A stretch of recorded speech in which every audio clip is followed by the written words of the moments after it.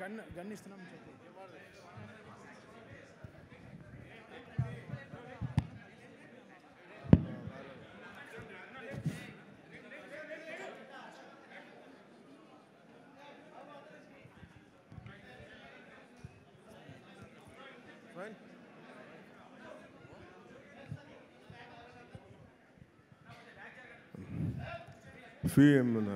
ఏముంటుందండి, షీల్డ్స్ అంటావా?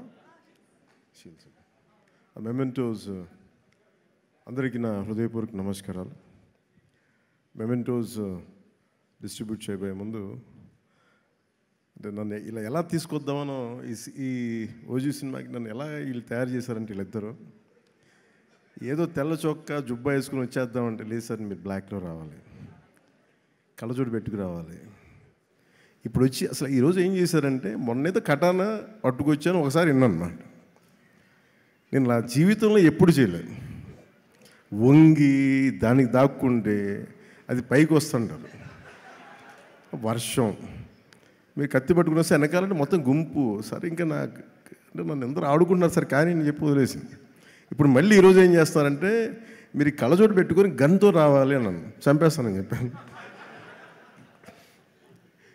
లేదు, ఇది మాకు ఇష్టం అంటే, నాకు తుపాకులు గన్స్ అంటే వీక్నెస్ మీద ఆడుకుంటున్నారు అందరూ నాతోటి. వెపన్స్, కత్తులు, తుపాకులు, ఆ బలహీనత మీద మనిషికి బలహీనత ఉండాలి కదా. నాకు ఈ గన్స్, ఈ స్వోర్డ్స్, ఈ కటానా, ఈ మార్షల్ ఆర్ట్స్ అది నాకు ఇష్టం. ప్రీవియస్గా మెడ్రాస్ రైఫిల్ క్లబ్లో నేను మెంబర్ కూడా, నా కరెంట్ ఛానల్. ఇప్పుడు వీళ్ళు కూర్చోబెట్టి వీళ్ళు తీసుకొచ్చి గన్ సార్ నాకు మీకోసం ఒక ఫోటో అయితే ఇస్తాను మీకోసం, దానికోసం వెయిట్ చేయండి అని చెప్పి, ఈ పర్టికులర్గా ఇది మన ప్రొడక్షన్ డిజైనర్ గారు చేసింది. అది ఈ పర్టికులర్ వెపన్ నేను వీళ్ళు చూపిస్తే నేను ఎదిగాను దీని మీద.